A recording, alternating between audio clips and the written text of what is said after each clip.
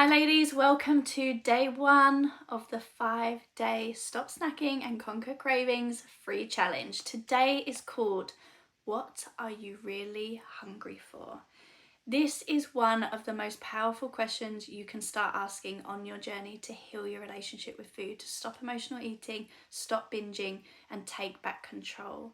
When you start to differentiate between the physical hunger and the emotional hunger, which is actually a pretty fine line in the body, you can start to make some really big changes. So today we're going to start uncovering some of the real reasons why you're using food, because I can guarantee that the majority of the time you are not physically hungry, that the reason why you want food is emotional. It is being driven by a desire to get a certain emotional outcome or to squash down an emotion that you just don't want to feel right now. Or, some of the common reasons for using food are a reward. It's to get comfort. It's to take a breath, get some you time, de-stress, right? Everyone will have unique reasons why they are using food and unique reasons as to specifically what is creating that trigger within you. But the main thing I want you to take away from today is that whatever you're experiencing, no matter how frustrating it is when you are back and forth to the cupboard 20 times a day, in and out the fridge, you can't drive home on your way to work without stopping for some chocolate or having some car sweets.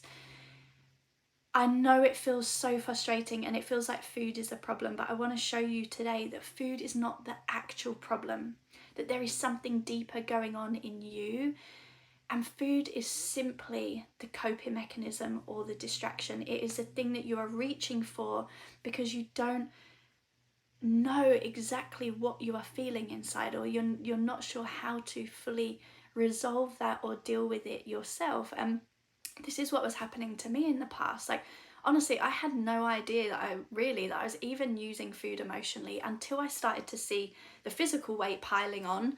And I was like, I've obviously got an issue with food here. And then that just set me on a journey of trying diets and counting my calories and focusing even more on food, which was the one thing that I actually wanted to forget. And it sent me round in circles. I spent years and years and years, so much energy, time, money on systems that just didn't work. And I want to help you avoid that. I want you to understand that actually when you start to work on what's going on in here, you can change everything. So for me, when I actually started to learn about this and what the trigger was, I was actually in a relationship, I was cheated on, and that triggered a lot of emotion in me. And it doesn't matter what the event is for a person. It could be something that felt really big, it could be something really small, it doesn't matter. But there will always be a moment, there will be something that has happened that has created a lot of emotion within you. And for me at that time, I made that mean what happened, that I'm not good enough. I had a lot of sadness, had a lot of anger, had a lot of frustration, had a lot of different emotions, guilt, shame, everything. And I was carrying that in here because I hadn't acknowledged it properly. I didn't know how to understand it. And I sure had no idea at that point in my life how to release emotion. I didn't even know that that was a thing. And so what we do as humans unconsciously without realizing is we hold it all in here. And when we're carrying that emotion and we don't know how to fully release it, we try and find something to soothe it, right? To get a distraction. That could be food, that could be alcohol, that could be cigarettes, that could be vapes, that could be drugs, that could be scrolling our phone for hours on end, binge watching Netflix, online shopping, buying stuff we don't even need, gambling. It could be anything, even excessive exercise or excessive work, where we're just not giving ourselves a break because we just need to put ourselves into something to give ourselves a complete distraction or try and chase another feeling or reward, right? So this is what we want to find for you. So I've given you today a copy of what I call the real issue diagram.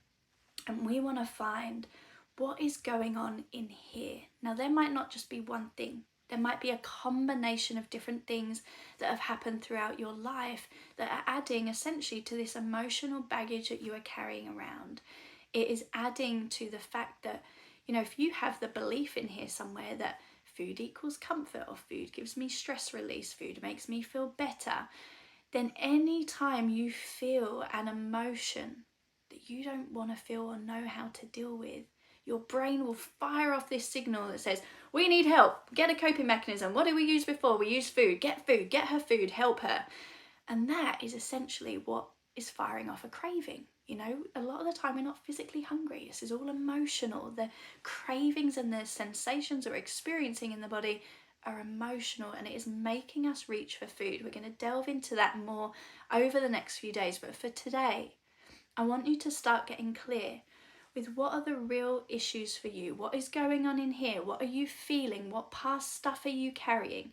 Let's get it out. Let's get it down. I've given you a journaling exercise and also an audio meditation for today to help you start to open your mind to this way of thinking, to start uncovering what is going on in here and here that is driving the triggers, that's creating the desire and the need for food.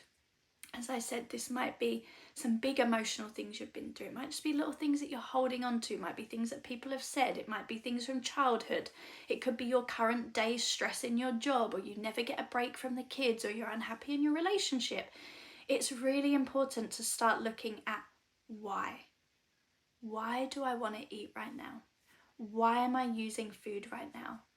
Why? What am I trying to get from the food? When you start asking these questions, ladies, you're going to get some big realizations coming to mind, and we can start to uncover what is really going on in here so that we can start moving through it. So that's the task for today. Use the journaling exercise, use the meditations. Please share your takeaways in the group. I want to know what is coming out of this for you, how you're finding it, your thoughts, your feelings. Let me know so I know where we're at. Have a great day, ladies. I'll see you tomorrow for day 2.